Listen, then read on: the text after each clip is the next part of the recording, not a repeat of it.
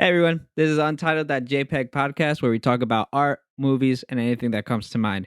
For this episode, we're going to have Kreg Franco. We met back at F.I.T. first year and we've been friends ever since. Super tight. Um, he is an NYC born and raised tattoo artist based in Eastside Inc. While doing freelance work when he's not at his booth. He's been featured in Art Basel, Image Gallery, Manegerie Gallery, whatever, however you say that, and countless other shows. We got into his huge collection of figures and how that really started. You got to see that room, man. Crazy. As well as his time in school and the struggles of figuring out he really wanted from that and, from his experience going through all of that. And you're not going to believe what his favorite Bruce Willis movie is. I promise you're not going to guess it. All right, guys, enjoy the show. Also, one more thing that I forgot. I didn't get any of his pluggables after the show, so I'm gonna do it now. You can follow him on Instagram, Twitter, everything. It's gonna be Kreg Franco, KregFranco, and that's also his website at www.craigfranco.com, where you can see all his portfolio work. His Behance is linked to that website as well, and all of that. He also has a great Public shop that you can get a lot of his work on, great T-shirts and everything. So make sure to get into that. That you could also find through his Instagram and website. Don't forget to like, comment, and subscribe for the podcast because I want to get this out there. And please let me know if you enjoy the show, what I could work on. We'll love all your feedback. All right, now for sure, enjoy the show. So, what's up, dude? How you been? Busy day? I'm good. My day was good. I look a little crazy because I've been working all day, 7 in the morning, going to the city, Manhattan, and then Right, in the right. process of moving. Um, just got back from the new place, moving some stuff, and now we're doing this awesome podcast. Oh, thanks you, man. Thank you. So, yeah, I mean, you happen to be like one of the first people to like just tell me about like making a podcast. So, honestly, if it wasn't for you, I wouldn't actually be doing something like this. So I gotta thank you for like inspiring me to actually go at it and like develop a whole outline and like make this whole thing happen. So yeah, man, thank you for that. Um, Yeah, of course. I needed you on this podcast because you're one of my best friends, and to start off this whole podcast journey, I want to talk to you, pick your brain because you are like you're killing it right now. You're doing tattooing, you're freelancing, like straight out of college and everything. So I just kind of want to get to know you in that sense and want everybody to know how you got to doing all of that. So yeah, I want to start with like how you started with art, like what made you get into it. Okay. Um, well, I'm happy to be here first, dude. This is Thank you. exciting. I've never done Yeah, anything like yeah. this. We're sounding crisp and good. But all right, so art, man, there was never a time that art wasn't in the brain for me. I definitely believe, me, you, a bunch of artists are born with this creative thing. So as long as I remember, art has been in the picture, so to speak. So I don't know when memories start for me, but maybe 4 years old.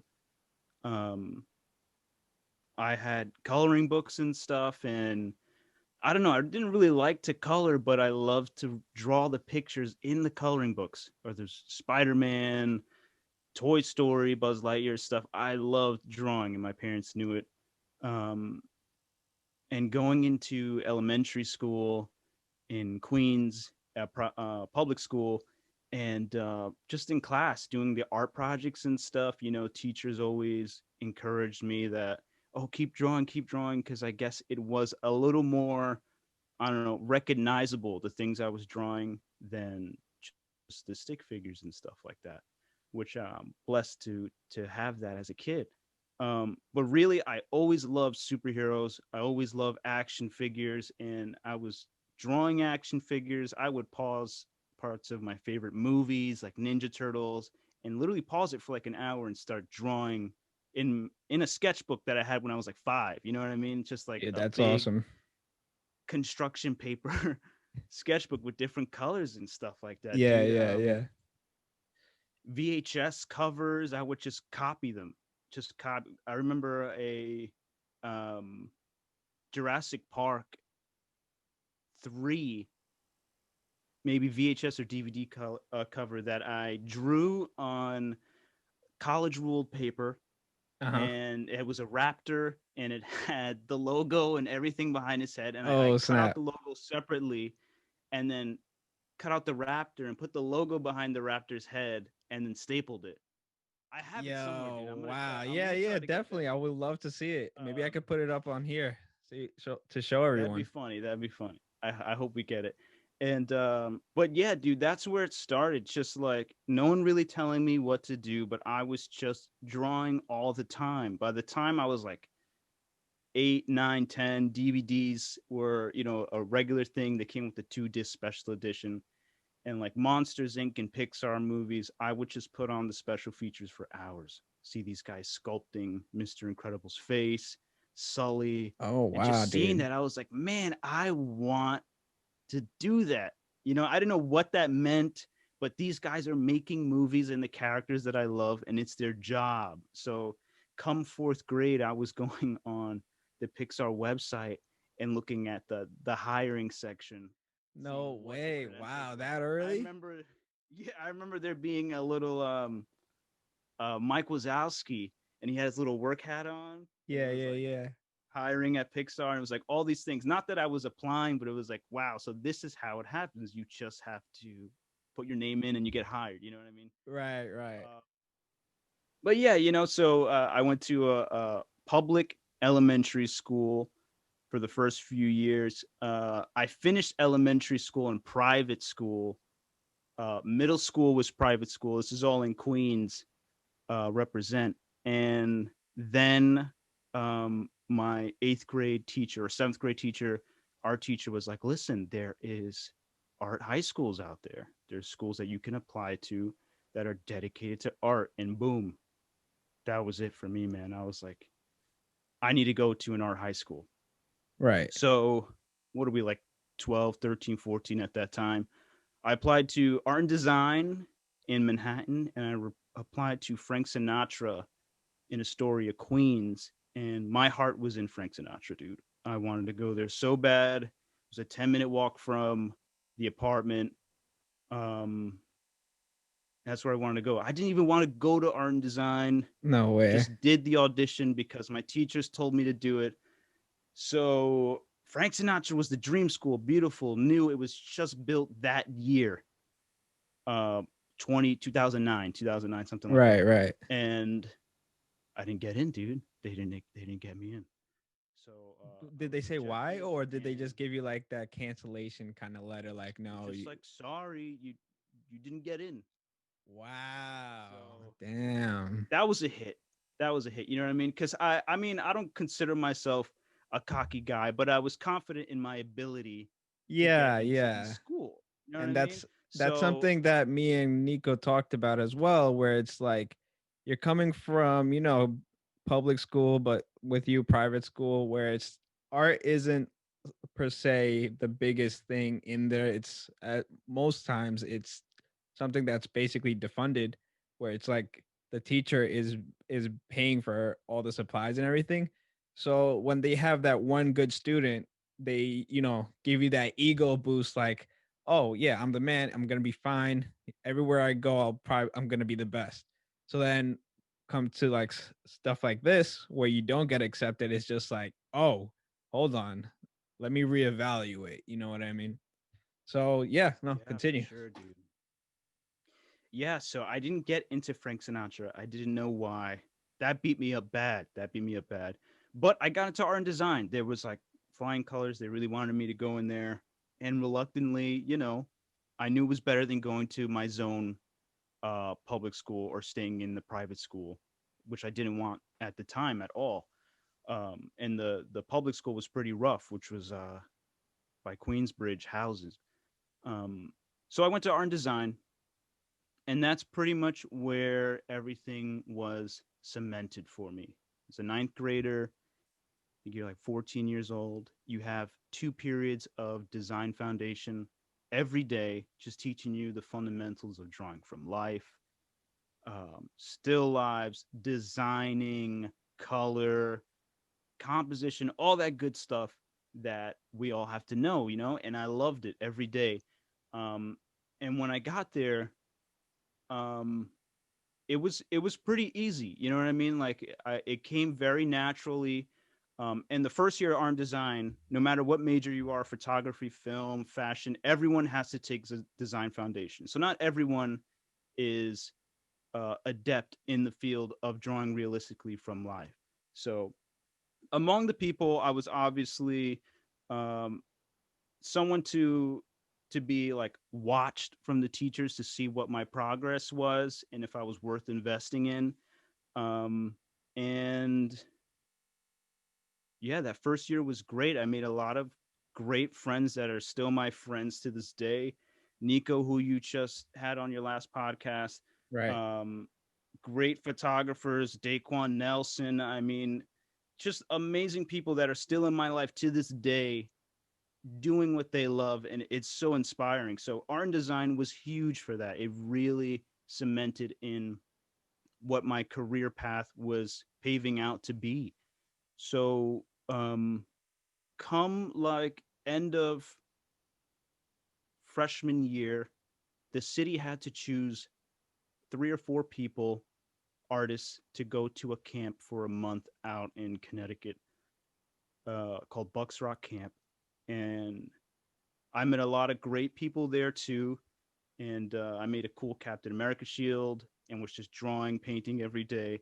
So I had a lot of like art opportunities, super blessed to meet a lot of people that really wanted to see me grow and expand and stretch me. And come uh, the summer after freshman year, that same summer I went to camp, I got into a program at Frank Sinatra in the summer.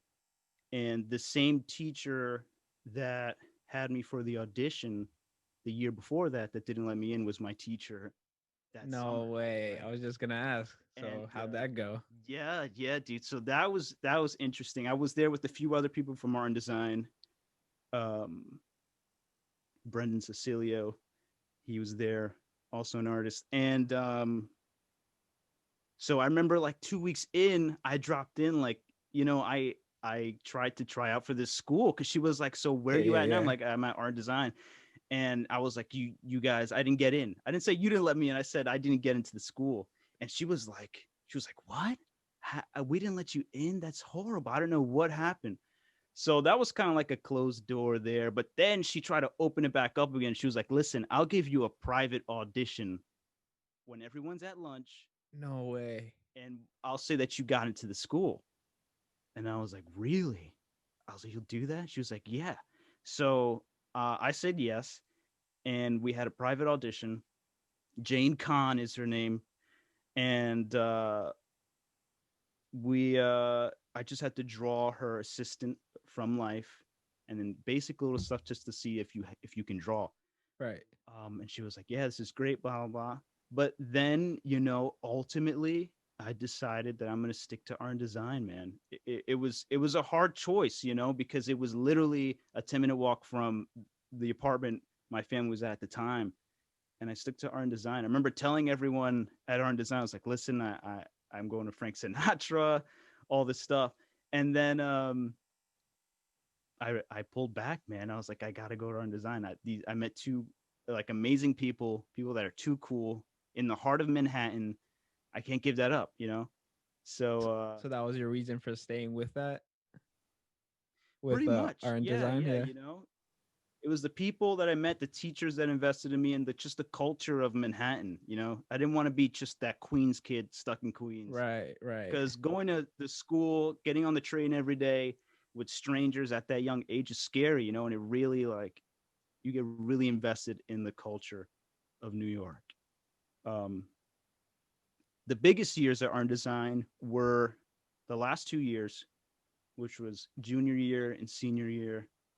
There was an AP art class where you get art credit, college credit for art that gets pushed into your college career, that you don't Yeah. have to do those less credits, right? And it was just a portfolio building class, and that's when I met Devon Rodriguez and Melissa Gauchin, and just a lot of people that are just amazing. And Speaking of which, I people that want I you to still feel tell friends us your side of the story of of being in that classroom with Devon and realizing that this guy is in pure competition with you the whole time without you even realizing. So I want to, with. Okay, because I all right. saw his podcast with that comedian Max White, something Max like White. that. Max White. I'm so sorry. Max Max talks.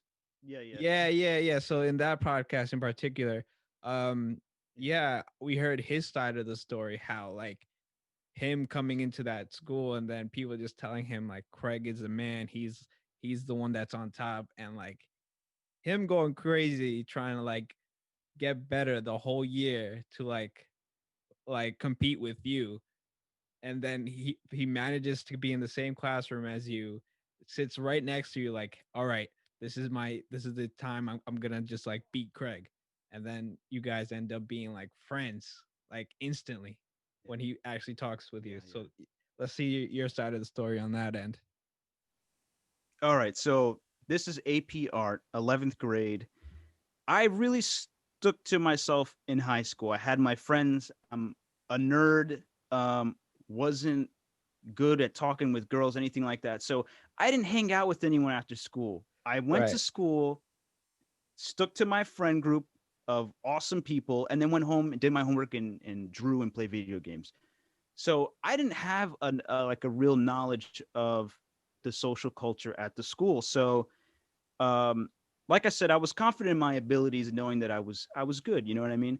But I didn't know how much people just used to talk about me badly at that too. A lot of people didn't like me, and I had no idea. I was just going to school. Yeah, You know what I man, mean? you Just you talking made those trash. enemies.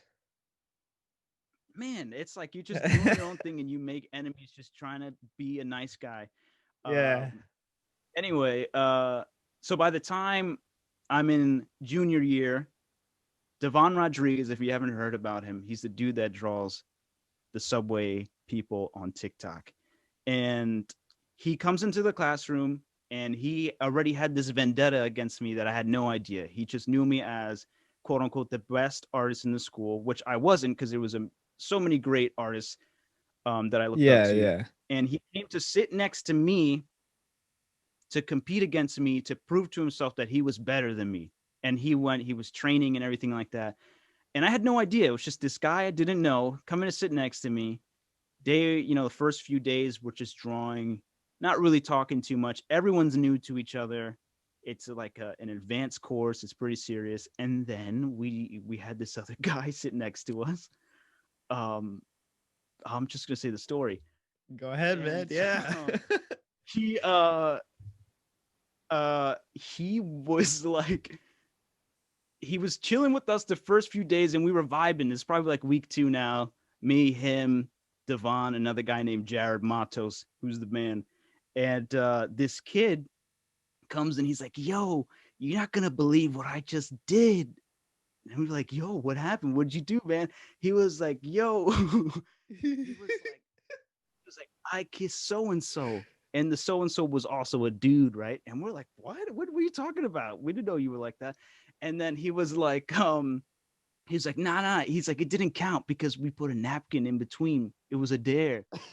And then I was like, Devon was, we were just like, hey, yo. And I was like, yo, I don't play those games. And Devon was like, yo, this kid Kreg is funny, because no one else would really say that, because I just told him, like, yo, I don't play those games. And we were all laughing. It was funny. Right. And then after that, I guess Devon knew that I was sort of like a chill guy. And after that, we just started having fun talking to each other while drawing and learning from each other. And there was 2 years that course of the same people. We learned oil painting there, painting from life. We'd go into the morning club. There was something called like the old hat club, and you'd go there before school started, at like 7 in the morning, 7:30, and you painted before classes, had no grade, no nothing. Anyone could Yeah. come to this AP room and paint, and that's what we did. And then we'd paint for like an hour there, paint in the afternoon for our two periods, and then pretty much that was it every single day. And we grew a lot, and that's when we got really close. Um, and he was phenomenal, phenomenal drawer, phenomenal painter. I always knew he was, and he definitely. I was looking to him like, man, I got to get better. You know what I mean? Because Right. he's That guy so good. I lives have to and learn. breathes like painting, dude. Like Yeah, yeah, you know if what I it's mean. anyone, it's So that guy, man. yeah, he's the one to look at, and it was just such a pleasure learning his process and learning alongside with him and seeing how much he just grew through the roof right now. Um, After high school, obviously there's college, and a bunch of us applied to Fashion Institute of Technology, which is also in Manhattan. And come there, we it was kind of like a reset. We went back to Design Foundation that first year, a little more rigorous because obviously it's college, but it kind of felt like a stagnant year. But the biggest thing from that was meeting new people, and that's when I met Right, right. Howard Collado. We met each other at Carlos Aponte class, and it was for a fashion Right. course. And I want to talk a little bit about that actually, because where you're coming from, you're coming from art and design, where you've had already 4 years or so just doing all of these foundation things, all of this. Where me, I'm a kid from Long Island coming into Manhattan for the first time, never visited the school. First day I get there is the first time I'm actually at the school. So Mm. I come there with no experience, just learning on my own with my art teachers back in public school and thinking, I got in, so obviously I'm good. But then I come meet you, Carlos Aponte class, and you have your Batman book, I think, with your I think was it you took figures or like of your figures or was it drawings? I'm trying to think. I had a book. Yeah, it was like a Batman book and it was like you made it and I'm wondering if it was the figures or the drawings. But It was either way, probably yeah. drawings. Yeah. So either way, you're showing that off and I'm just like, dude, what? So I'm like one of the first people to see that and I'm like, yeah, man, I'm far behind. So then I got you in that class, and that year I had built my whole my schedule up because everybody else was in blocks, so they were in the same classes with everyone else. But with me, I kind of experienced all the different blocks. So in one of the classes, there was Devon, and I think that was one of the painting classes too. So this guy comes in, we Perfect. get our first assignment, and we're like, "All right." So we have a week. This guy, the next day, has it already painted and everything, and I'm like, Yeah, yeah. "Yeah." So it's just coming into that. It's just yeah, like you want to surround yourself with people that are much better than you, and then you're just trying to like get better and be successful with them. So for me, and this is comes to a point with my next question is for someone coming from a public school where there's no actual good foundation for art. College was important to me to meet new people, get connections with the professors because they've been in the industry for so long. Um, So personally, I enjoyed college. I think it's recommended for at least people like me where we have no foundations. We're coming from these places that have no experience with the art industry. Whereas you just said it to us that it was like another hard reset. So Hmm. going to a high school like that, you already have the foundation.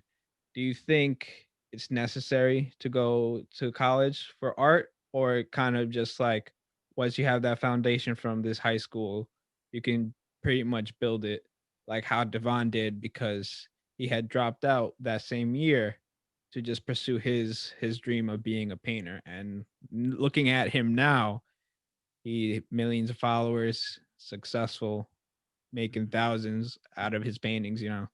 So I wanted to get your opinion on that. All right, so I would say that it's not necessary. Just looking at the fact of it, that you can be incredibly successful without going to college. For me, I don't regret going to college at all. Um, I would say the biggest thing is the people that you meet, the professors that you learn from, and the structure of things. You know what I mean? So I didn't have that bravery to drop out, and I was given opportunities to work as an artist during that time that didn't really need to be in college. But I wasn't ready, man. I liked the structure of waking up, going to work in the morning, going to school in the afternoon, and that's what you're responsible for. Right. And that's me, that's personal, you know what I mean? And I like that structure, you know what I mean? Because if you're not in college, what do? You're your own boss and everything like that. Yeah, yeah. So there's so much that I learned in college too. I went into FIT feeling good, like I knew a lot, but there was so much I didn't know and I was ready to learn.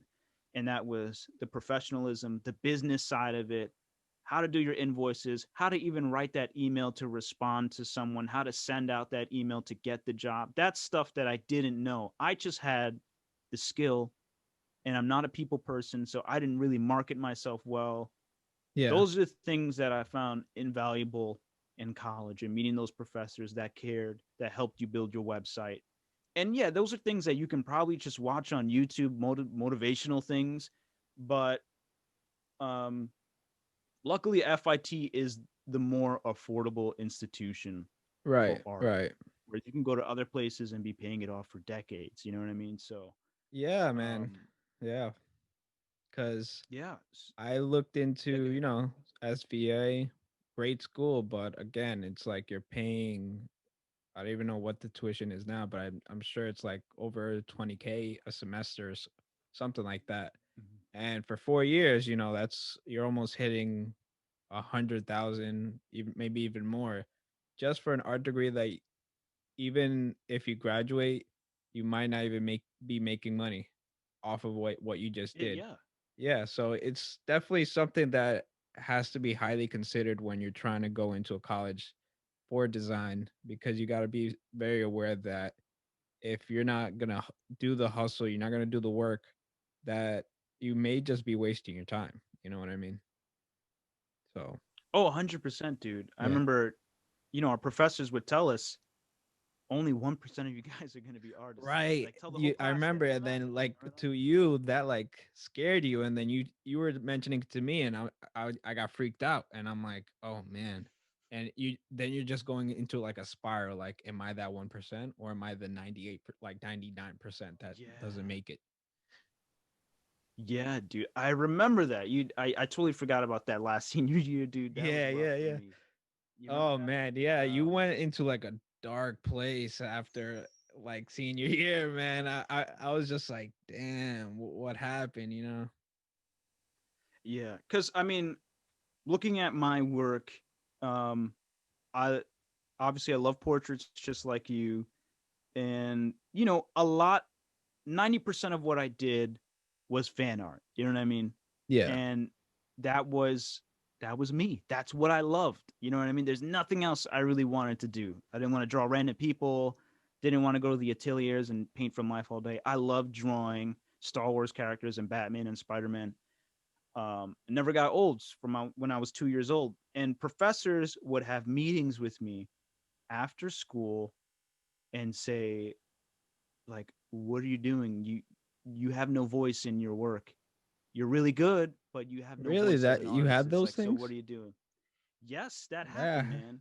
I had no From idea. more than one professor, more than one professor. And it was like, geez, you know what I mean? Like, yes, I have the skill, but it's like you're basically saying, I have no voice, I have no identity, I have no worth as an artist. Then you have these professors telling you only 1% of you guys are gonna make it. And there's kids that are killing it in FIT. You know what I mean? They're doing the Yeah, full yeah, digital yeah. stuff. They're not even looking at references. It's full color. I hate color. I just want to draw Yeah. portraits. You know what I mean? Yeah, you stick with the Like, black and dang, white like these graphite and kids are everything. Yeah. bang. Yeah, they're banging it out, and the critiques, they're just going nuts. And I will say a lot of the projects were just things that I just wanted to get through. I had to do some style Yeah. that I really didn't care about. And some of the styles were awesome and really opened up my mind and changed, Like even went into yeah, my like personal inking. I growth. remember dry brush was like a big thing for you. That was very successful Right, right. and got you into that oh, I'm actually wearing it now to the gallery in California. You remember? Ah, with Nikki Draven. Yeah, Nikki Draven. You guys Yes, yes, collabed together. He did the color, you did the ink brush, and that got very successful, exactly. So that was Yeah, one of so the there were things. things. Yeah, Yeah. totally, totally. We had awesome teachers. That was Sal Catalone, right? Was that his name?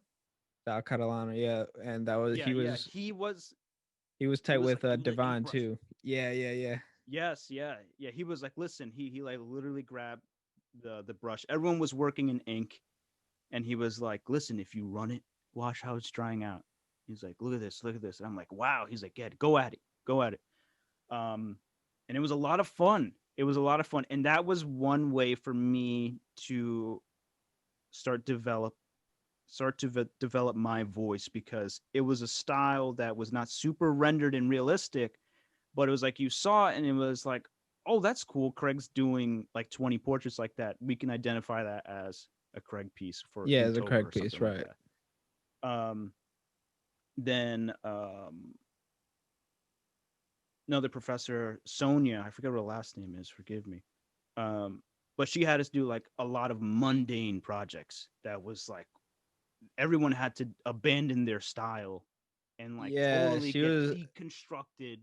yeah, right. It was like a Yeah, copy basically of the same thing. yeah, everyone was basically doing the same medium, the same project, and just the way you drew it, like your quality of line and shading was what defined it as yours.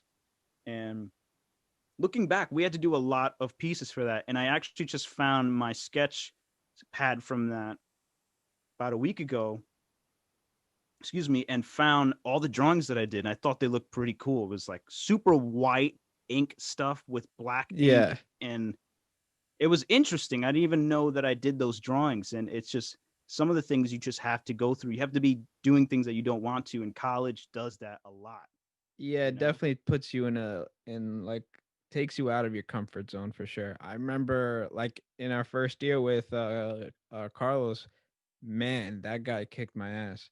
He I remember like I said, when I first got there, it was all fresh for me. He just puts us straight first day, draw from the model, and that's the first drawing he keeps from you. And then he said he'll give it back to you on the Yeah, last day of the semester. So man, I draw this chick, right. right? Obviously, I have no idea of proportions or anything. So fast forward to the last day of the semester, we're doing our final like figure drawing. This guy in front of everyone puts my both drawings side to side and goes, Mm-hmm. "This is Beauty and the Beast" to my I original remember piece. that. I Yeah, remember that and I you. was like, "Damn, man!" But I took it like a champ, and I was just like, "No, he's totally right." Like that's one of those classes where it's just like they really drill into you to like get out of your comfort zone and figure out something new. And I was so Yeah. grateful for that. Same with Jesus.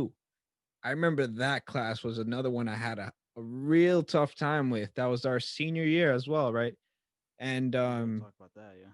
yeah, so we'll get into that now. It was so we have that class, and she was amazing.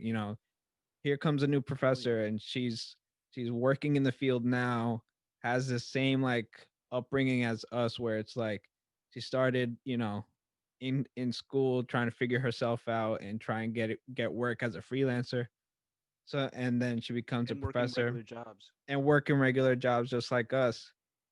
So then she comes in and gives us all, I think she makes the class according to like projects that she's done before. So Mhm. I had the similar issue like you where it's like I like drawing portraits of people I know, like a lot from movies and stuff like that. So when it came to doing editorial work or any of that, my style was very hard to do and figure out. So every project I did for that class was just like trying to just get through it because everything was just so stressful for me. I mean, I've sat down with her countless of times trying to figure out like what I'm gonna do when I graduate and everything. So it's just like one of those Mhm. times where it was just my ego was beat down. I was just kind of Mhm. cruising that year until I got to her, man. And she really whipped me Yeah. up to shape to like really hustle and like, figure out what I'm gonna do for the rest of my life, you know? So I think you Yeah. had a similar thing. And I remember the first day of that class when she was going around asking us Oh man, asking that's us crazy. what do we want to do. I want you to tell everybody what you said to her.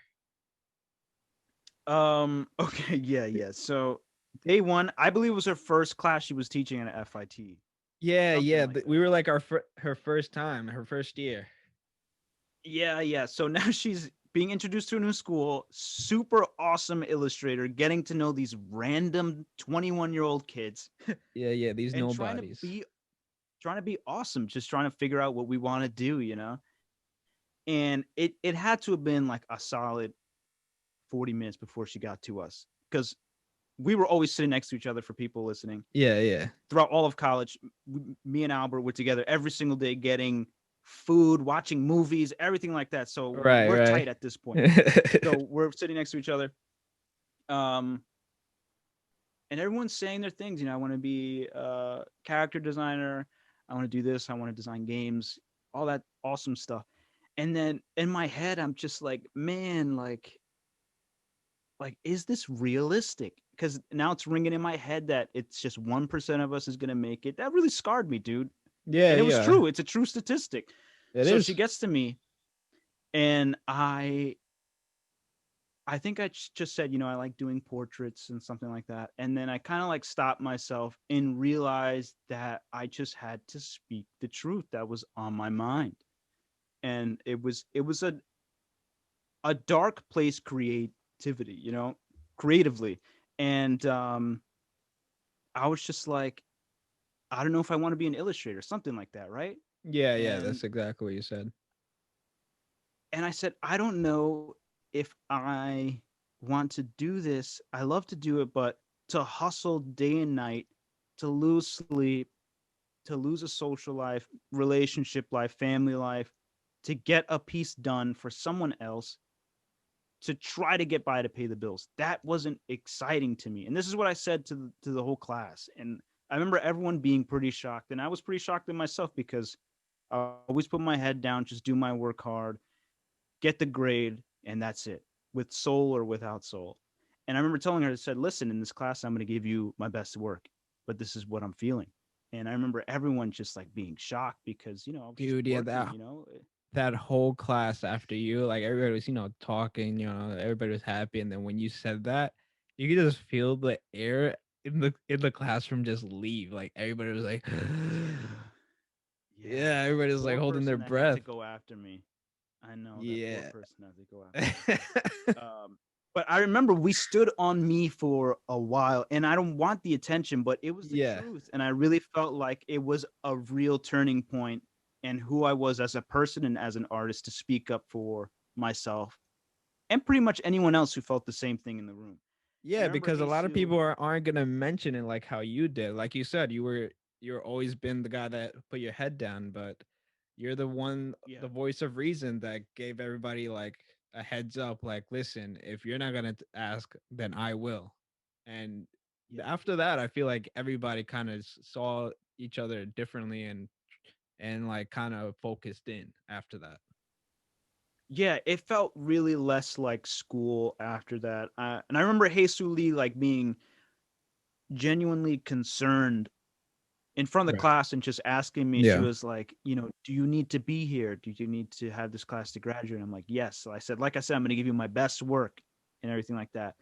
Um, and she really, really helped me to find that path of doing what I love commercially, making money for it, and it's still being fan art. And that was for both of us because we were doing very similar things at the time, which is when we started getting into the movie poster scene. Right. Right. The Drew Struzan books we both had. We were sending each other Pinterest things and just like growing, growing, growing, growing. And all of our projects in that class had to be based on real world things, which I loved. She would give us an email that she got.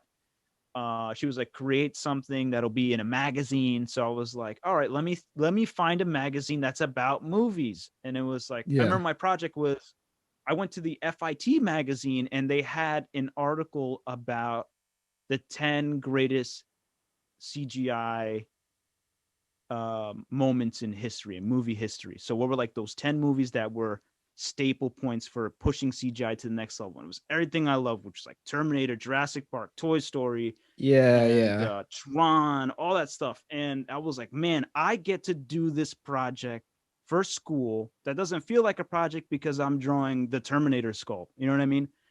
And that's when it opened the door for both of us. I remember at the time, Lady Bird came out. Me and you went to go see it after Yeah, man, that school. was a great one, dude. Shout out to Movie Pass and Oh, at RIP the to time, them, and man. RIP now, man. But listen, Movie Pass RIP.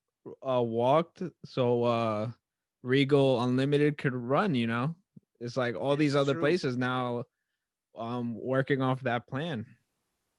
Yeah, so we were seeing movies all the time, me and you. We get out of Yeah, school, it's yeah, like, yo, yeah. what movie can we catch? What can we go? So that's when great movies came out. The Disaster Artist, which you did something for. Yeah, I did a piece for Good that Time, for you did Jesus. that for. The A24 Goodness, man. And it was Oh just a man. boost for both of us. It was so Yeah. good. Um, and she really, guided us in that direction of where we are now. And a lot, I would say like 75% of who I am today as an artist is because of that class. It's because of Jesus Lee. Shout out Wow. to her, man. Yo, shout out Yeah, to because I would have Jesus, been man. lost.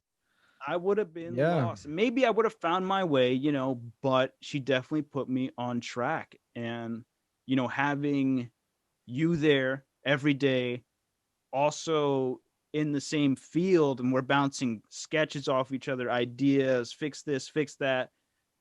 This works. And it was like so good to have you there as a bro and as a fellow artist to help build me up. And we just had that Dude, camaraderie yeah, of I could just, say the same for you know you, what I man, mean? because that like it with anything, a support group is like the most important thing as an artist to grow, man. Because if you don't have that Yeah, strong connection with others, you're never really gonna grow because they're not gonna tell you what's wrong or what's right. You know, you need that guidance, and I think that's yeah, very important.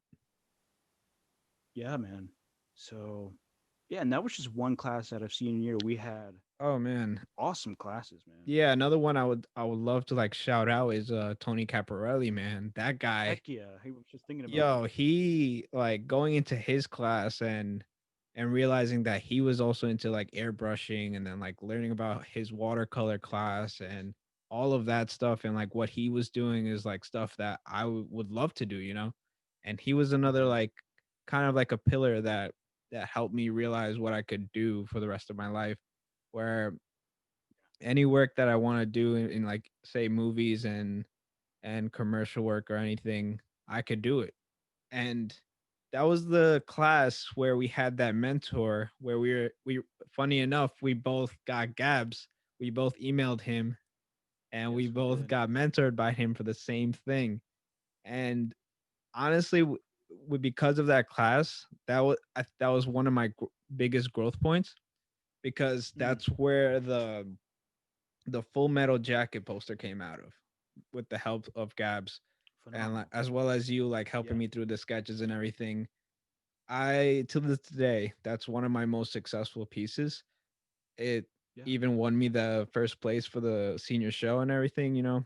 So Yeah, man. Yeah, there's so many amazing professors at FIT, and that's to this Awesome. day why I always appreciate going to college and learning from all these amazing people, students and Heck yeah. professors alike.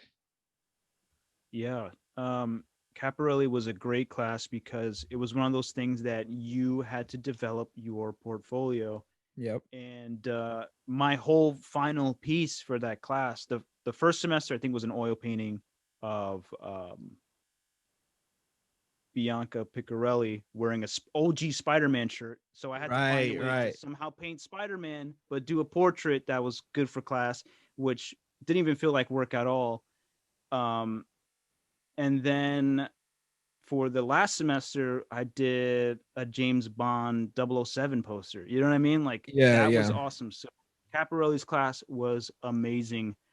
And I think another noteworthy professor is Cam Mack, who we had for Oh, two dude, yeah, this guy semesters. made me love oil painting, dude. That was the Awesome, guy. awesome professor. You can tell he just loved to paint. This guy loved to Oh, paint and yeah, loved to man. teach people. Man, Yo, he and was get like them trying to. all the like utilities they needed, like those brushes, man, I all was the way just gonna from say that. Germany. Yeah, yeah, yeah. Yeah, man. Dude, he's like, yo, everyone, there's these brushes from Germany. He's like, they're not in production anymore. If everyone chips in $15, everyone could get like 5 brushes and let's get a whole pack. And we Yeah, did. man. Yo, and I use these brushes to this day. They're like the most I amazing things. yeah.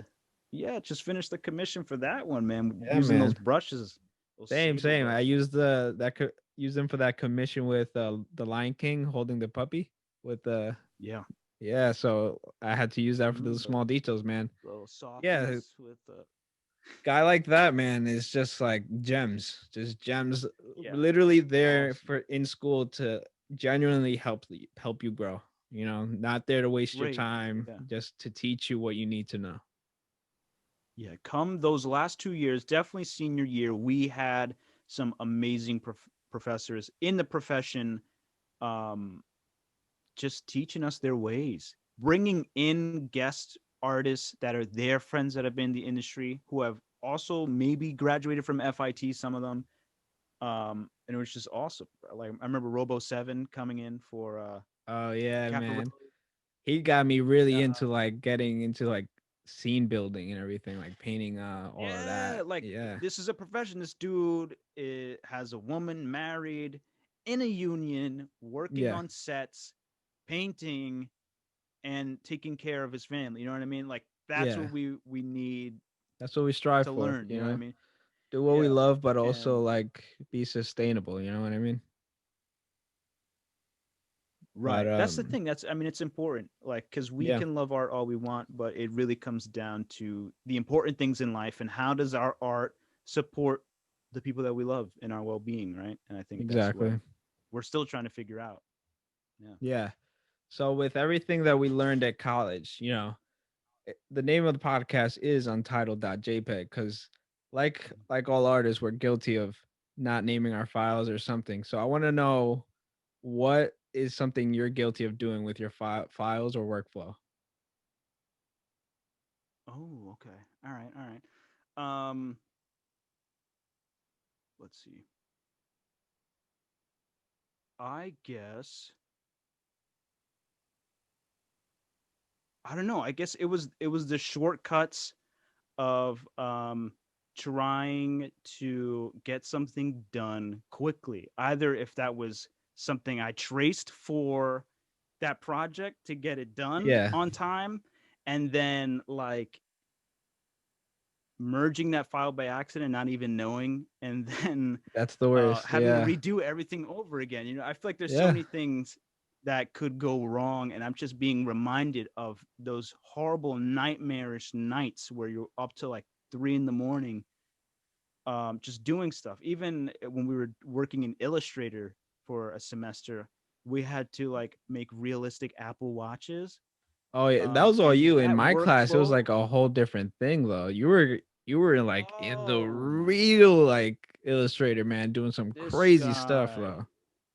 was it fantastic professor. I Yeah, don't no, know his name, but what you learned he was really woo helpful, man.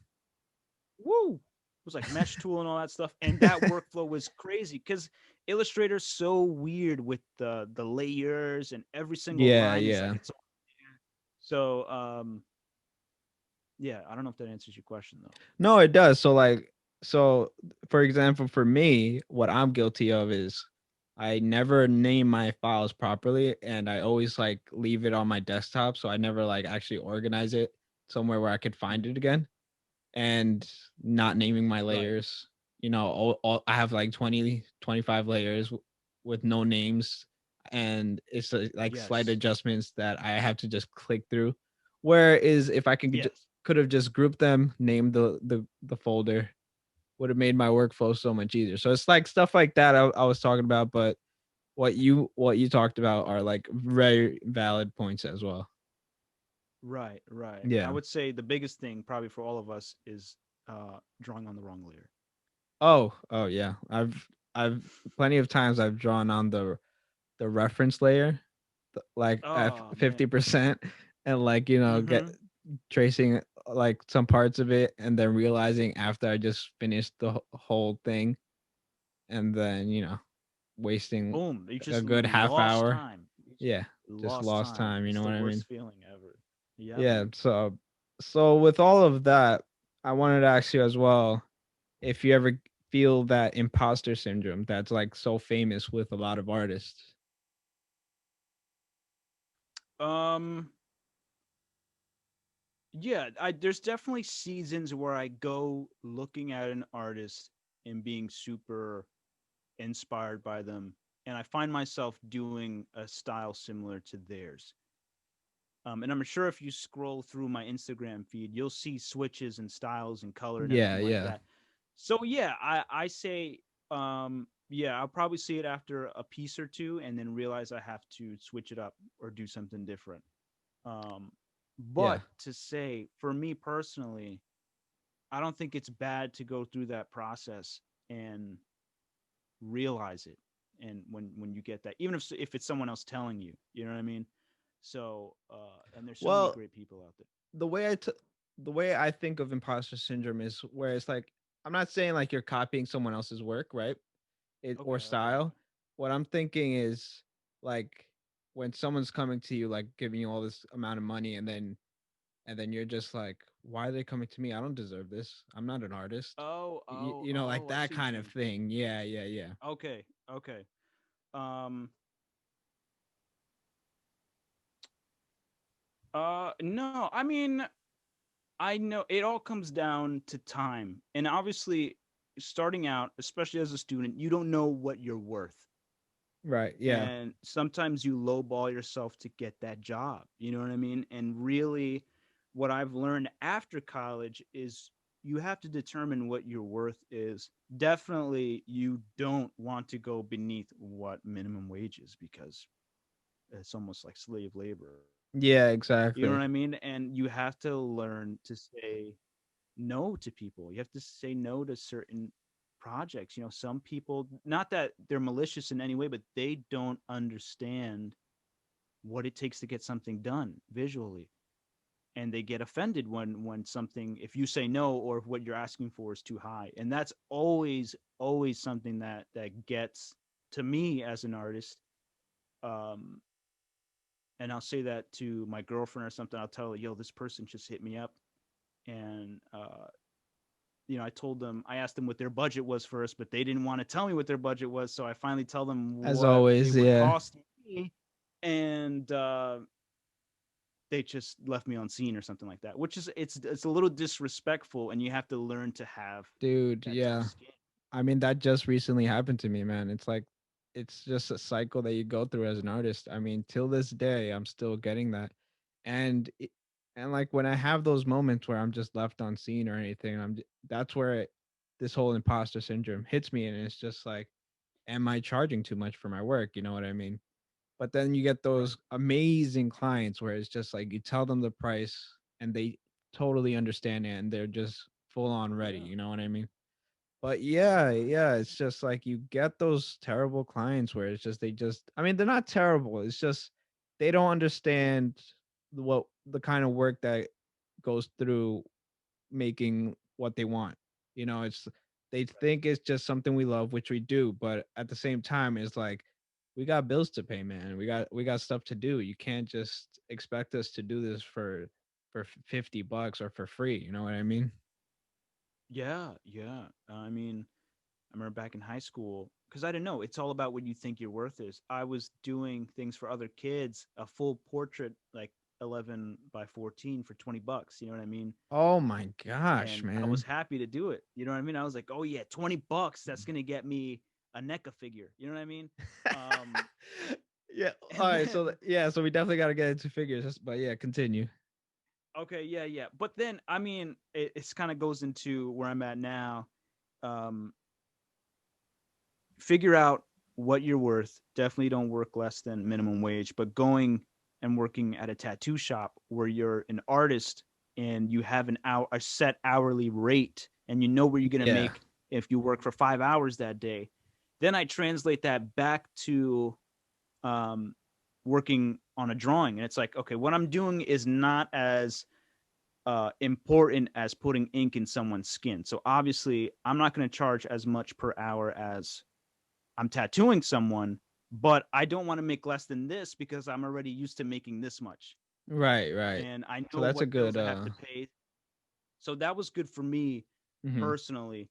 Um, like what is your time worth? And it's I think it's important for people to know that you're not just paying for that piece to be done.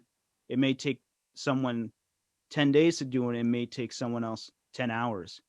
But if the end product is the same, that person who was more efficient shouldn't be charging less because they work less hours. Because there's Yeah. Cause so it. much worth that's Yeah. behind in the mind, you know? Yeah. It's all So the for experience me you're and paying you, for. yeah, people are when they go to someone to hire you, they're paying for the physical piece, the hours you put into it, and the thousands of hours you spent studying and going and paying to go to school for to get it done. Just like how, I mean, it's this the crazy example of the extreme, but why a doctor gets paid so much because you're not paying for that one operation, you're paying for that whole lifestyle Yeah. of them Yeah. dedicating themselves to medicine. You know what I mean? Hmm. So we're at the very bottom of that spectrum. Yeah. And it sucks, but it's just a reality for sure. Um, yeah, so let's get into then how you got into, collecting and your figures. Cause I remember Sure. going into your house, dude. It's just very overwhelming at first when you're not ready to see something like that. Like with me, I Yeah. had figures as a kid, like Yeah. five, like at most at a time or something. To then going to your house, you have like a whole showcase, like right behind you, man. You got Yeah. all the hot toys all displayed nicely with the LEDs, Yeah. the Yeah. helmets and everything. So Right. As how a does 21-year-old guy when you saw it. yeah. So like how do you start something like that? Like what develops, that kind of collection? So like I said, when I was a kid, loved action figures. My parents worked their tail off, raised in the projects, but they always still got us toys in there. I had an older brother, he had action figures, and we had the Spawn stuff from McFarlane and cool Street Shark stuff. Um, and I loved figures. My parents said I would go to bed with figures in my hand, Batman in one hand, Spider-Man in the other, and I would just fall asleep like that. So, I mean, there was a time that I grew out of it in elementary school. I got older and I wasn't playing with toys anymore. Yeah. Um, but if there was a cool movie like Revenge of the Sith came out, episode 3 of Star Wars, they had an Obi-Wan figure and I was like, "Yo, that's so cool. His face really looks like Ewan McGregor." I was like, "All right, I'm going to ask my mom if I can get that." And it was like $7 and then I remember just putting him on display. You know what I mean? I wasn't playing with him, but he was there, and it was just like he's cool. He's so cool. So that happened very slowly, very slowly, and it wasn't until eighth grade, when I'm like 13, and I saw there was companies making action figures that didn't really move, but they were super detailed, well painted, and it was like Arnold from Terminator 2. And I love Terminator. I was like, yo, that is awesome. That is so cool. And then I looked into the behind the scenes, how they make it, the sculptor who sculpts it. There's a whole team. If you buy it, it says the sculptor, the painter, the head sculptor, the guy who does the packaging. These are all artists. And I just Yeah. started to have a real affinity for collectible figures. And if it's a movie I just saw, I remember just seeing The Crow for the first time, and I was like, "Yo, Eric Draven is so cool. I gotta hunt down his figure. He's too cool." And then I'd get the figure, and I saw that people online when I was in eighth grade, a friend showed me that people took pictures of action figures and made them look like they were in environments, like story told environments, like movies. And I was Right, like, right. that is amazing. Figure So photography, yeah. I had this little action camera that my mom had, a Sony snapshot where you just zoom in and zoom out, Yeah, little yeah, yeah, thing. yeah. And I would lay on the floor in public, and they weren't good pictures, and take pictures of like the Terminator on the sand on the beach, and he's not on the sand in the movie. He's not at the beach in the Yeah, yeah, movie. yeah. But you just want to do it because it's cool, man. And it was just like, yo, this is cool. I'm uploading it to Flickr. Let's see how many likes it gets. Oh, 2 likes. That's amazing. So it started, and it's still dangerous because a figure comes out and it's like, man, I could take such cool pictures of that. I'm gonna get it. And high school, that's like I said, I didn't hang out with anyone. Yeah, yeah. I just played games, watched movies, and got action figures. I was working when I was 14, mundane office work, and most of the money I got, I was buying games or buying action figures.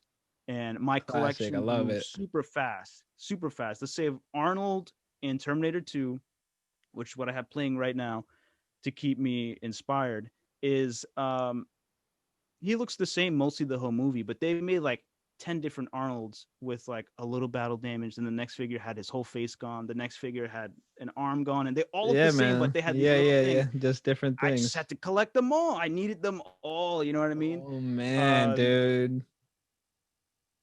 and then obviously the Hot Toys stuff. Pretty pricey, but my parents would like every Christmas get me a hot toy. You know what I mean? Like So that's of how it Arnold, which started, was one of like my through first like ones. Christmas with Hot Toys.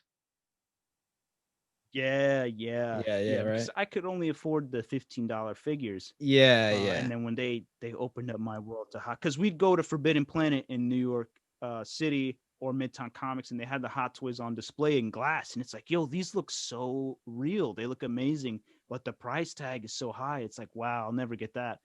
But my parents are awesome. They paid attention. You know what I mean? Dude, And your parents are like I amazing got when it comes to gifts, man. When they got me the pins, dude, I was like, yo, they're it's good. exactly what I need. Yo, they're great at Yeah, getting pins for everyone, man. yeah, yeah. There's so much of who I am, culture wise, pop culture wise, is because of my parents. For sure, man. 4 years old watching Terminator 2, like Jurassic Park, old 80s movies. It totally shaped who I am and like my demeanor and everything. Just watching these movies as a kid, you just start imitating these people. And I'll just be talking in conversation with someone and drop a movie line like if it You was my still do own. You that know what to I this mean? day, man. That's like our whole friendship Yeah, right there yeah. with Wolfpack. Word. So yeah, obviously I got older. Come college, um, I'm working part time almost every day and also going to school. And what I did get, I was fortunate enough to cover my Metro card, the school fees, the art supplies, food, and then whatever was left over, like 6 months of extra little savings, I got to get a Hot Toys. You know what I mean? And the aesthetic of it is just too cool. You know, Oh they're yeah. just too cool. And taking pictures of them, they look so real sometimes. It's so satisfying. And I just love the art of it because the heads are hand painted, and I love to paint figures as well, which is like my side hobby. Yeah, exactly. And Take you got a pictures of whole like figures that I YouTube off of painted. that as well. Of just like doing Totally these forgot about, yeah, repaints. yeah. I have like Yeah. this whole other life of figures Yeah, doing you have reviews from the when I was in eighth grade.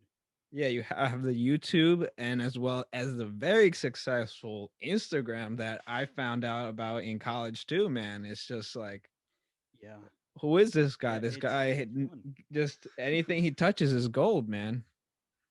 I wish.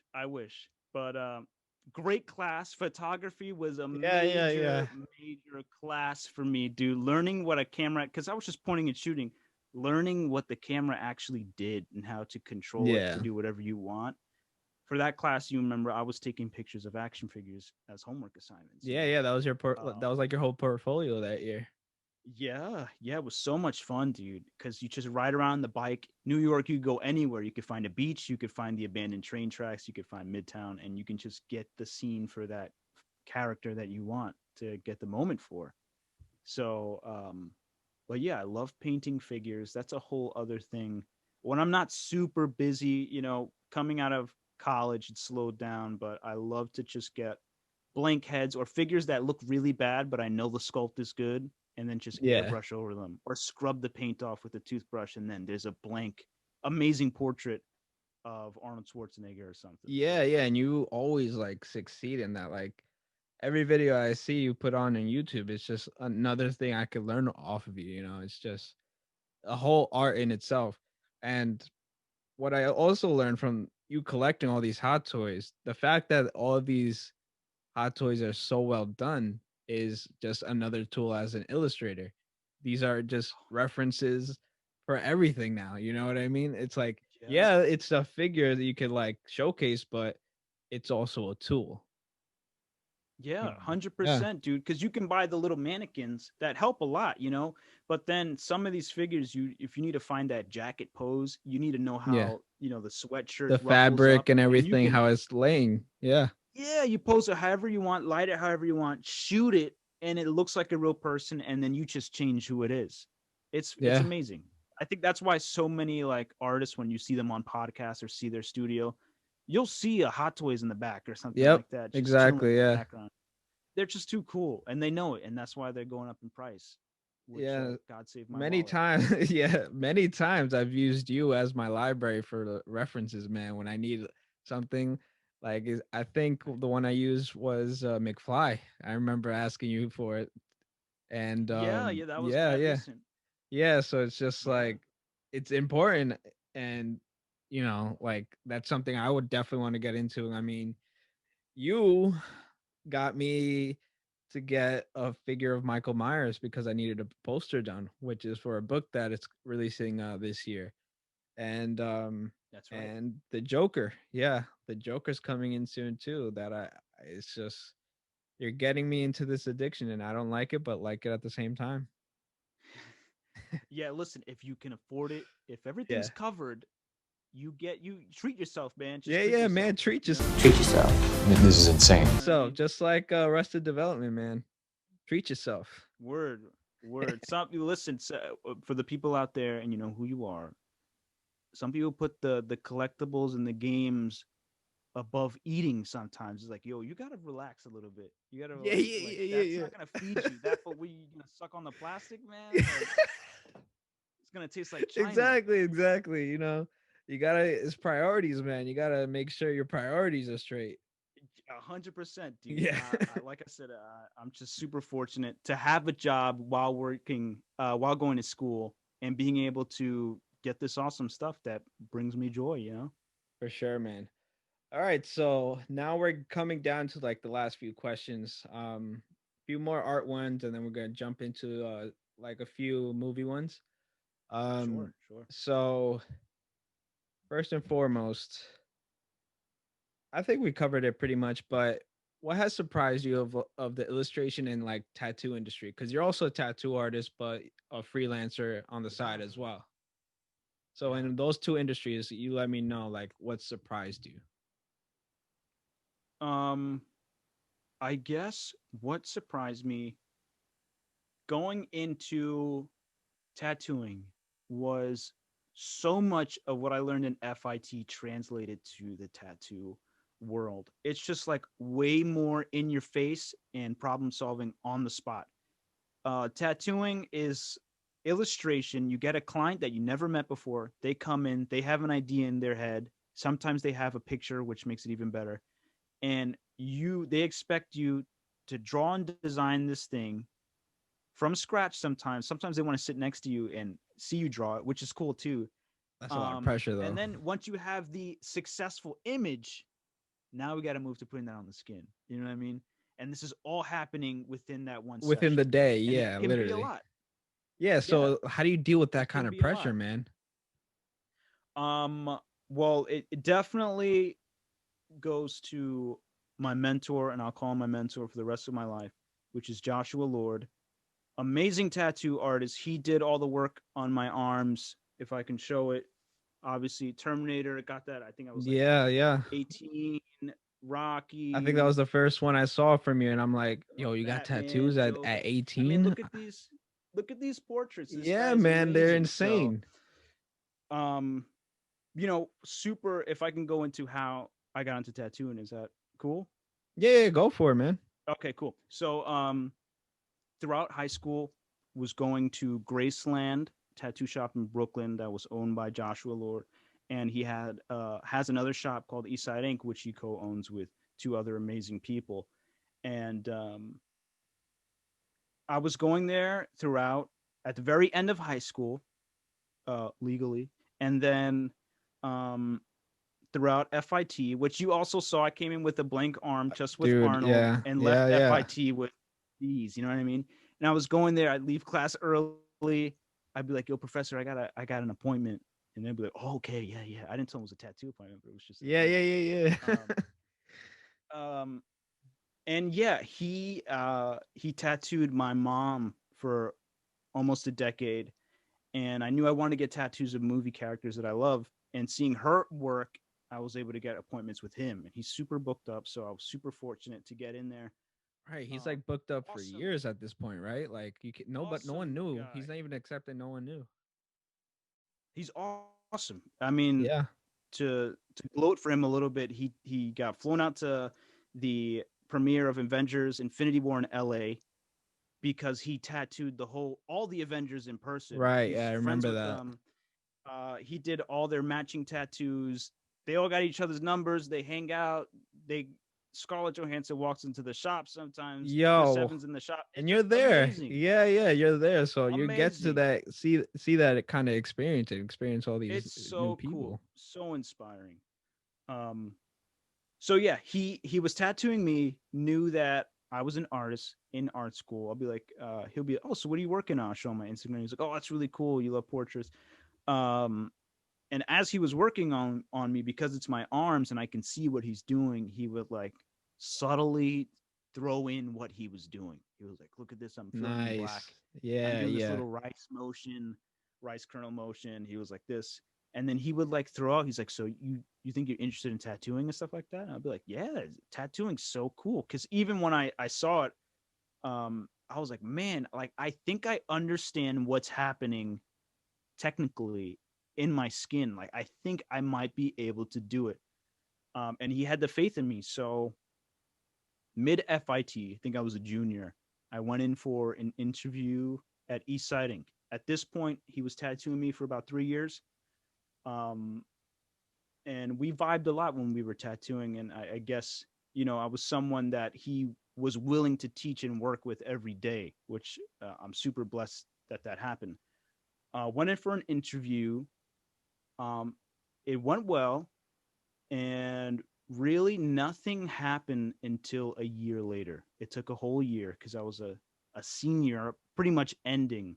Yeah. Um, and that's when it was like, you can start this summer at Eastside Inc., which was crazy because it was on the back burner.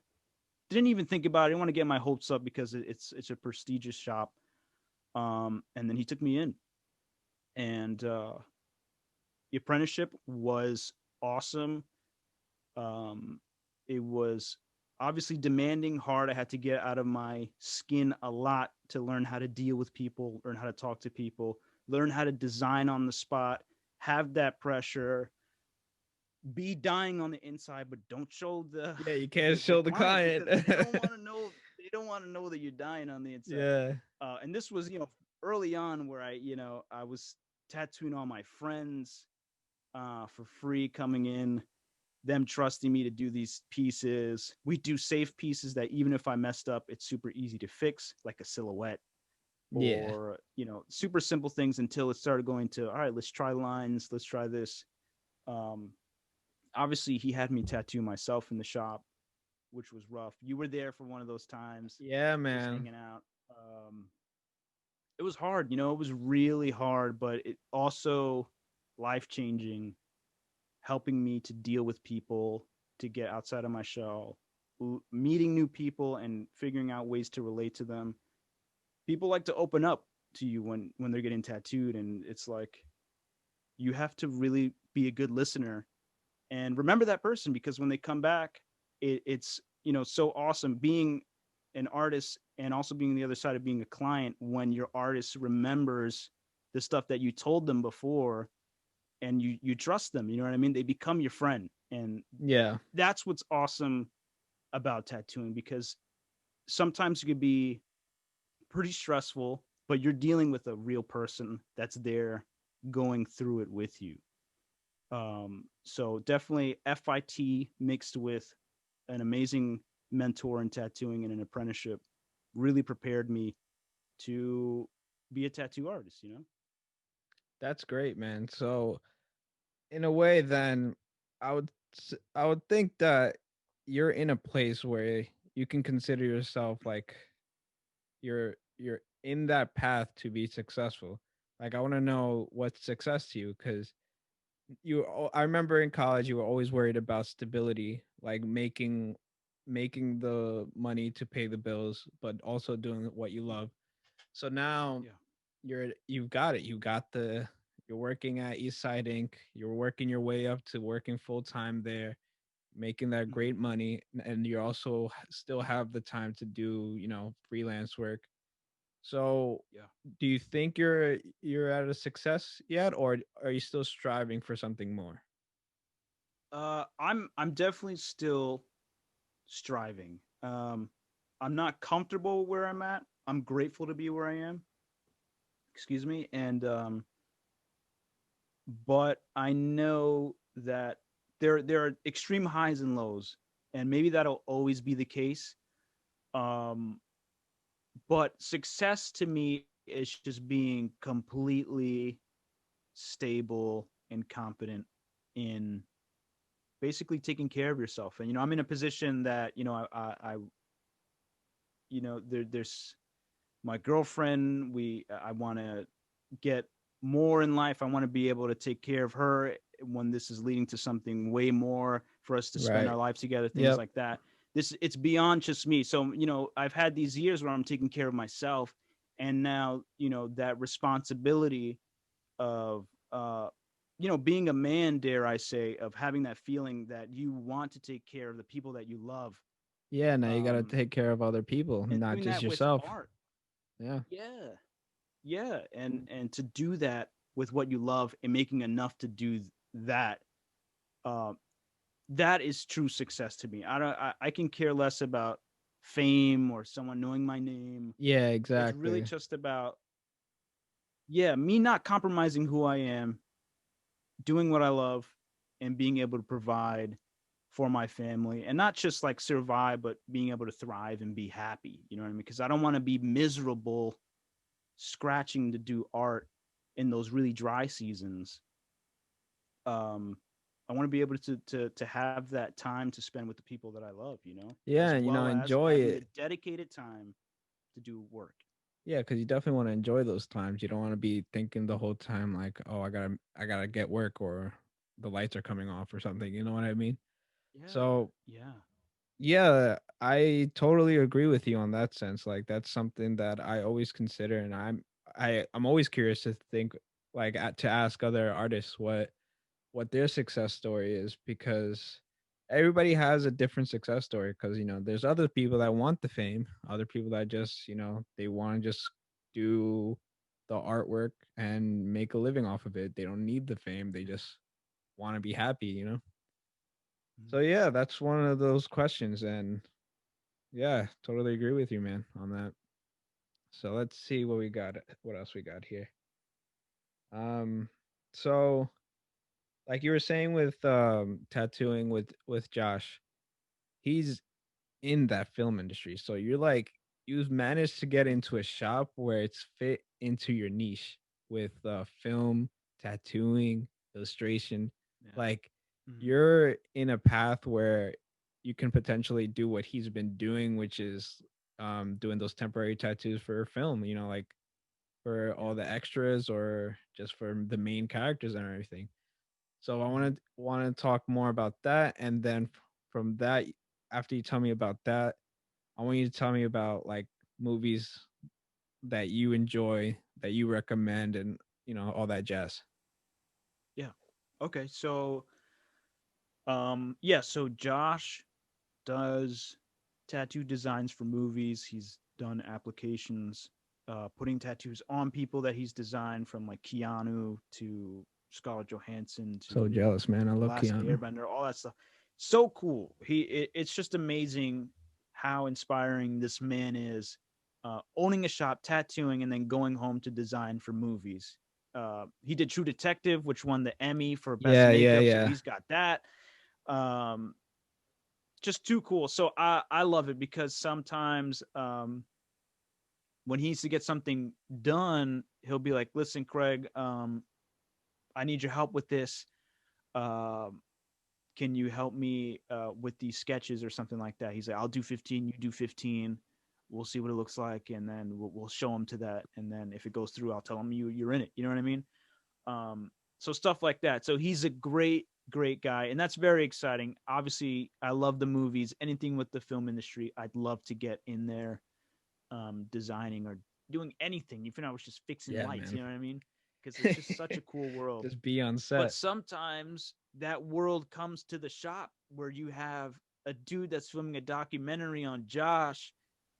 I'm working on a Mandalorian tattoo over here. He's working on like my mom over here, and we're both in the basement because East Side Inc. has 2 floors, and this dude's there filming a documentary. You know what I mean? He has the nice camera equipment. Yeah, There's yeah. like a tripod that's like a robot that you like put a setting on your phone, and it Jealous, pans man. on Jealous. a track I and would then love to zooms be at the there. same time. Yeah, It's yeah. yo, this is so amazing.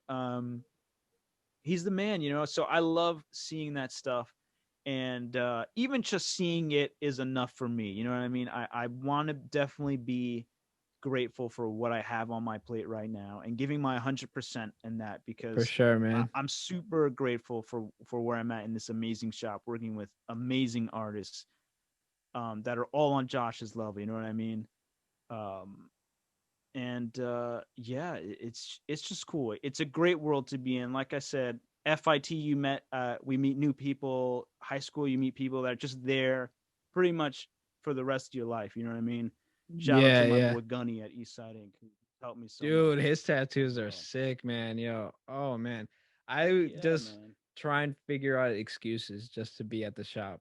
Just because it's such a cool Right. environment, man. That basement with the brick and then the artwork all around, man. It's just so inspiring just to even sit there, dude.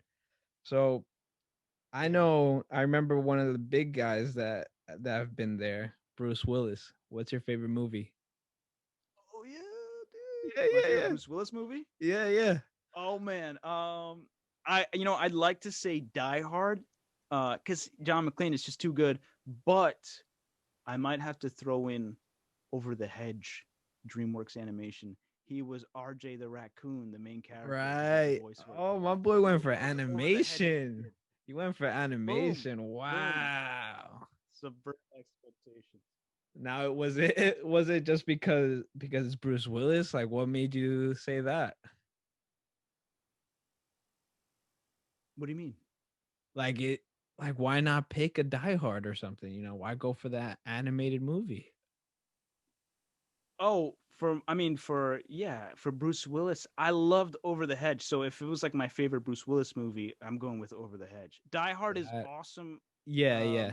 But He that's like put a it together classic. for That's Christmas everybody's time. favorite. It, yeah, yeah. It's like saying what's your favorite Arnold movie? It's like Terminator. Like, yeah, Yeah. that's everyone's favorite.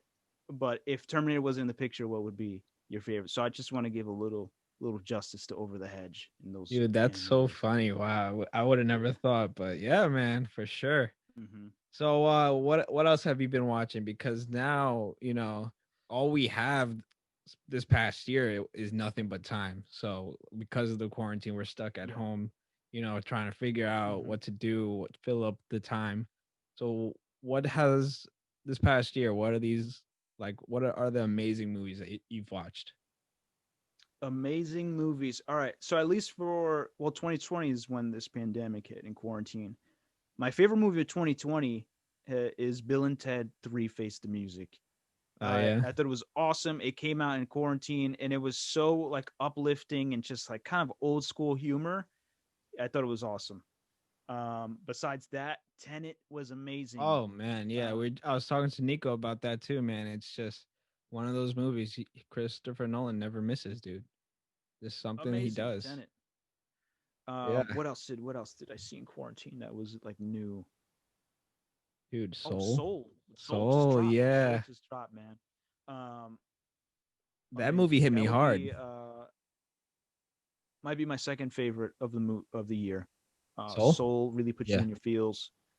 yeah, Watched yeah. it with uh, my girlfriend, my cousin, and my mom. It was awesome. Christmas time watching that movie. Yeah, definitely Pixar's just like something you awesome, want to man. watch with the family. It's like any of those Hmm. movies. What I really loved about that movie, aside from like that beautiful story and like what it meant to be like life and everything and what you're doing with your life and all that. Dude, just the animation in itself, the lighting, like without giving anything away, that subway scene with with just Mm. the lighting, it's just like you It, feel like you're there yeah, with him.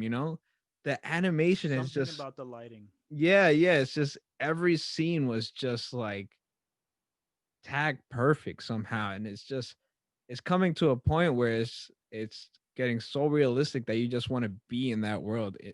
Every year like animation just Yeah, goes like another level. Like just a few years back, um Spider-Verse, man, and just like the feats of doing that with all different animation styles all within one movie, you know what I mean?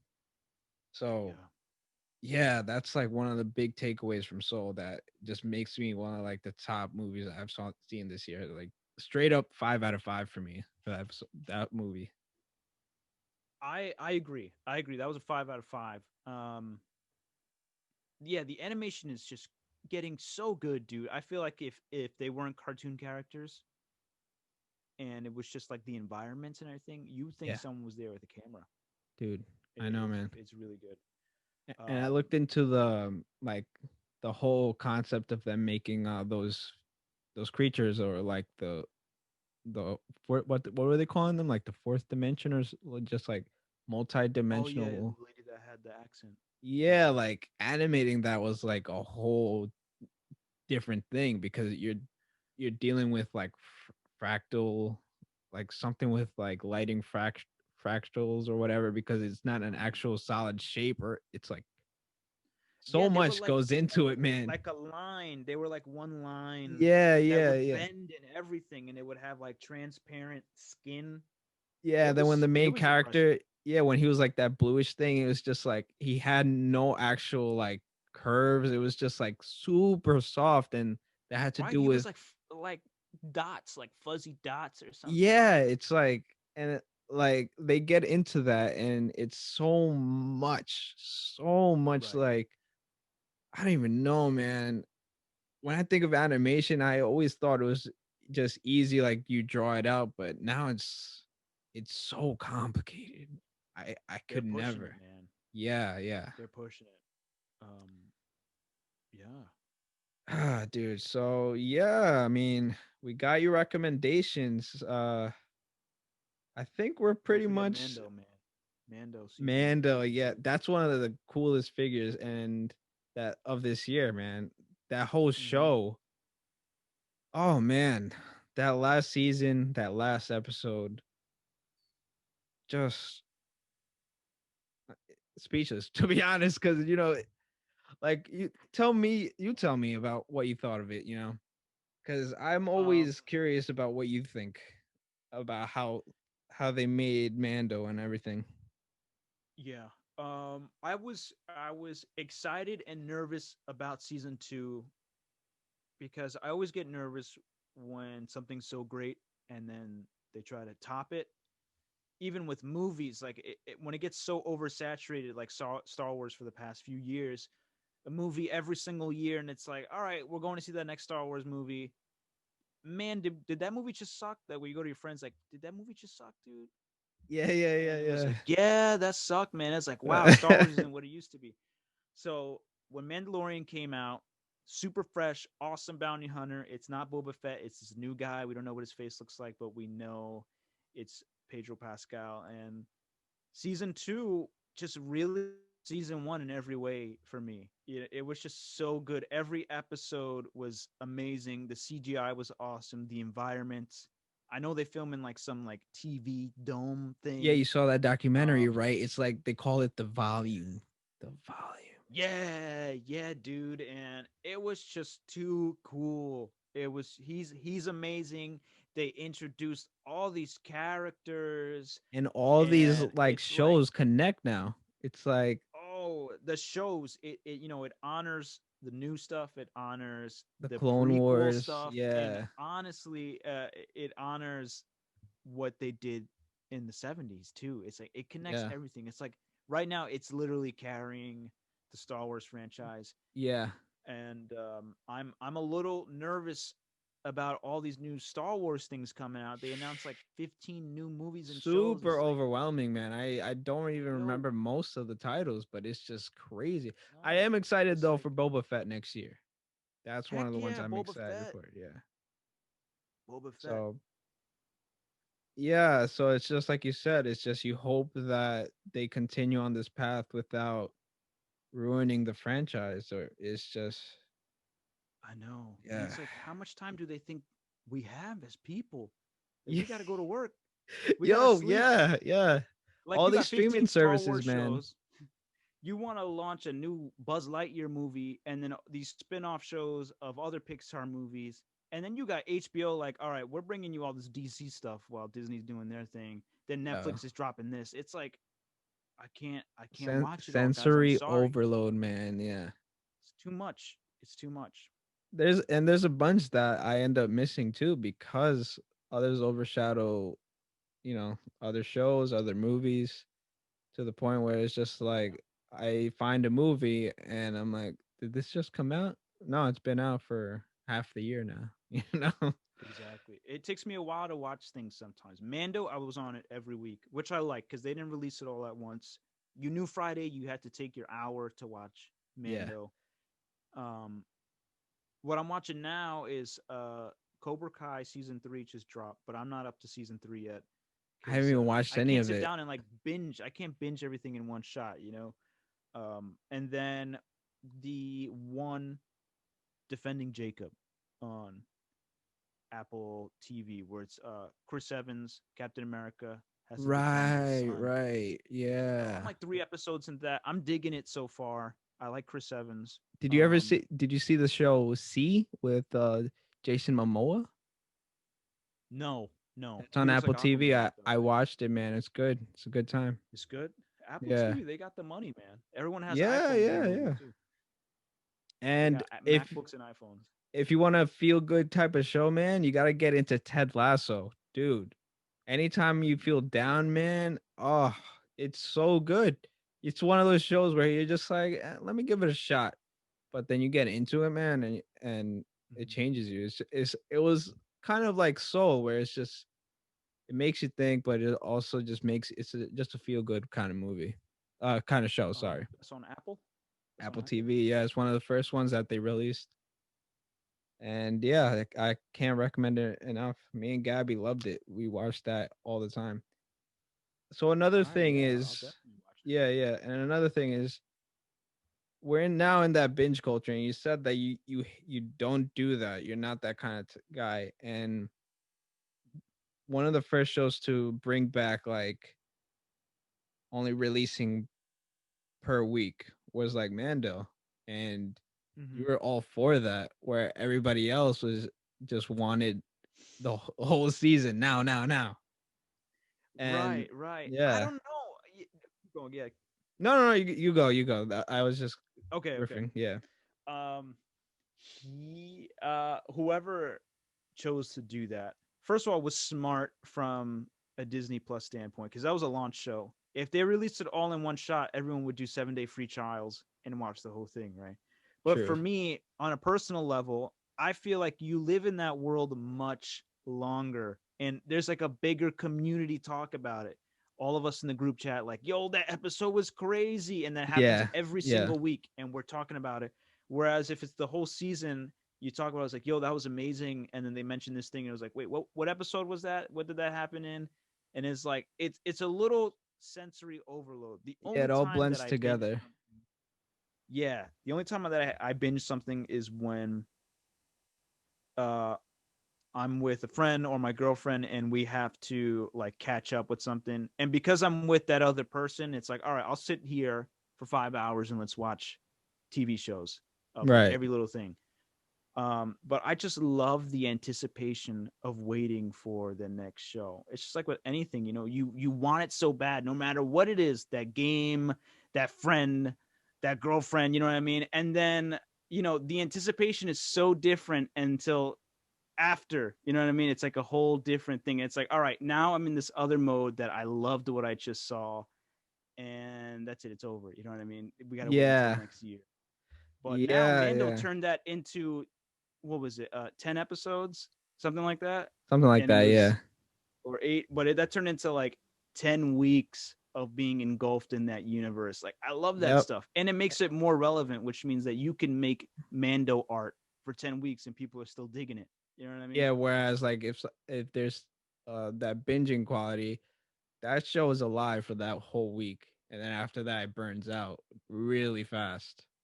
Yeah, it gets Yeah. replaced by something else really Yeah. fast. Like Yeah. Stranger Things.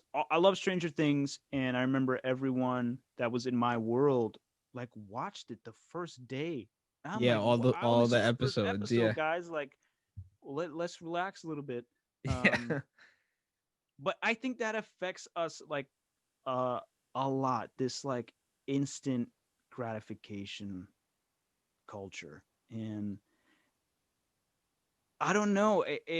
I like it that we get to have it, but I feel like so much is like now, now, now, now, now. Like we don't know how to wait for things anymore. You know what I mean? Not at all, man. That Amazon Prime syndrome, 2 day shipping, next day Dude, shipping. You know? I still use your account sometimes when I need something ASAP. But That's it's right. just That's right. yeah, so it's you see those trucks everywhere now, man. You know, you want that PS5 now. You want those games ready to play. And It's that's true. another thing. What kind of video games are you on? Like what's your recommendations? What's getting you Oh, right games. now? Oh man, right now I beat Miles Morales, Spider-Man Miles Beautiful Morales. game. Beat that within that That was week. fun. Oh That was man, fun. right? What about the Um, costumes, dude? I love the costumes oh of that whole thing. yeah, so good. They're making his Hot Toys. It's not dropping until 2 years from now, but I'm gonna have my eye on that. That's the Um, thing. They always wait like so long, it's man. mad long. Like they're like, "Are Yeah. you a true fan? Are you gonna wait 2 years Yeah, for yeah, this?" yeah, And it's like, "Yeah, I'm a true fan."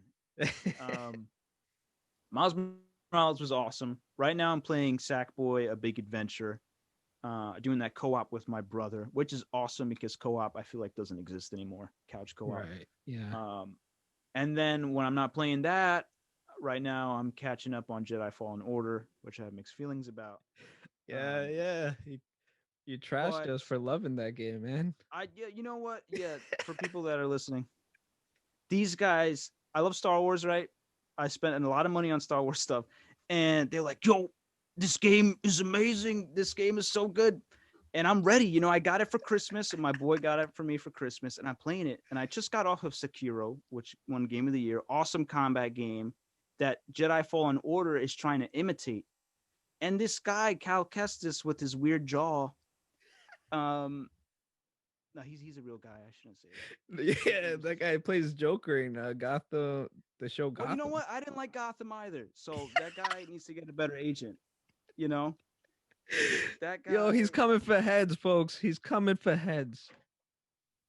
cut with the lightsaber, cutting it right off, dude. No, no, no. Okay, so I gave it a shot. I got about, I did the hardest difficulty, and it just wasn't responsive. You press L1, and it's like, you would think he would block right away. You press L1, and then he goes, boom, and you have to allot for this like 0.7 second thing. And getting off of a game that's so tight that it's like really Yeah. rewarding, you have to like relearn. Then he's so floaty. You'll be sprinting with R3 and you'll go to jump and he like jumps with no momentum. Just little things like that that really got me. And then it just started bugging. I started getting clipped in the floor, and I was like, I can't do this. I can't do this, guys. I'm sorry. But that with the PS5, Yeah, the now you're game playing it on was the PS5. way better. I'm sure they Uh, patched up all those issues because we pretty much beat it around like the month that it came out. Real It wasn't a fast, yeah. very long game. Right, Um, right. So but now you get to PS5, it runs experience at it on the PS5. Yeah, with the 60 frames, man. How's yeah, that? 60 frame. It just feels great. The game feels a lot better, and I'm enjoying it. I'm really enjoying it. I've been putting some time in it. Um, I like the world. I like how it's. I think it's like 5 years or so after not Empire, Revenge of the Sith, and it's just cool to be in Star Wars, like learning something new because I haven't been spoiled with the game yet, so I'm Yeah, enjoying it. yeah. I'm on that Dathomir or something like that. It's like an all red planet Oh with yeah, it's like like a hellish you kind of fight planet with dudes like with yeah, yeah, like yeah. So I'm demon back looking there guys. because I went there in the beginning to get the Yeah, double lightsaber. easy plat But though. it's fun. Yeah, I hope so. I don't know what the parameters are yet. it's not too hard. You with other games that you've like platted. I don't know how. This one will be like a piece of cake for you. Um, then there's this other game, Cyberpunk, that I've been trying to play, but it's just the bugs have Mm. been insane. Even on the PS5, it still crashes. So I'm just pretty much waiting until they patch it up. I think this either the end of this month or it's February where they're coming out with a huge patch. Yeah, the PS5 patch where it's gonna give us the ray tracing and all that. Yeah. But yeah, same thing. When Cyberpunk came out, I didn't have a PS5 yet, and running it on the PS4 was supposed to be the biggest game ever. You know what I mean? I think it Yeah. still sold more than anything else in pre-orders, even for the people that returned it. But I put it in. I was like, this is a little lackluster. Like this doesn't look so Yeah. good. Exactly. And It was I remember my just brother was playing it too, and I felt kind of bad because he wanted the game really bad, and I was on the fence about it. But we split it. We split it to do the digital sharing thing. And yeah. he was like, "Nah, man, don't get it if you don't want it." I was like, "Nah, let's get it. I know it's a big game. Um, Keanu's in it. Let's give it a try." That was So my point to get it. It was just because Keanu's in it. I'm like, I'm ready. I'm in it for yeah, this guy. so I started playing and it was like really sluggish. It didn't look that good after coming off The Last of Us 2 and Ghost of Tsushima, which those games like push the engine. God of Amazing War, they're games, like man. Yo, it's pushing what just video games yeah. could be. It really felt like a peak PS3 game. And then I got stuck in a tutorial. My game crashed. And I'm like, there's something up with this game. And I remember the next Yeah. day is when it started blowing up on my YouTube feed, like Cyberpunk getting sued and everything. I was like, Yeah. Get game's a return it, mess. get your money back, Best Buy taking returns, all of that. Yeah, my brother got in deep. I know he was like Yeah. 15 hours in, and he was like, "You Oh, just gotta really? wait." No, Yeah, because yeah. he luckily didn't have any glitches or anything, but I always get the glitches, man. I don't know why it's me. Yeah, My yeah, no, game's always same. crashing. I've gotten crashes and I feel like with the update, they're also gonna fix, the graphics and everything. So instead of me putting in fit like say 10, 15 hours in it, I would rather want to see the full effect of that game before I fully emerge into it. I've only got like 2 hours into it so far. Same dude, maybe like an hour and a half. Yeah, Yeah. Yeah, man. So but again, PS5 just came out, super big innovations happening. I'm excited for hmm Horizon Zero Dawn. That was an amazing game mm, from PS4. Aloy. What other games are coming out that I You got God of War Ragnarok. God of War? Yes, dude. All they needed to show you at the end of the keynote, the symbol, bro, Yeah, blew yeah. everybody's mind. Yeah, I so can't that's believe that's another this one, year. dude. I can't wait. I can't wait. But yo, thank you for coming, dude. This was Of amazing. course, man. I was really not trying to do 2 hours, but the conversation was just amazing. I just wanted to keep learning, picking your brain and everything. Yeah, it was Um, fun. I don't really talk about myself so much. So I was like analyzing all these memories yeah, and yeah, like getting yeah, so nostalgic because you were there for half of that. You know yeah, what I mean? Half of yeah. my art life. And I was just filling in the blanks at this point and just, figuring out what else I needed to know. But Yo, thank you for coming. I'm definitely gonna have you again. This was Yeah, my second pleasure, man. episode of the podcast, and you're gonna be back for sure, man. Just let me know. All right, bro. See ya. All right, peace out, man.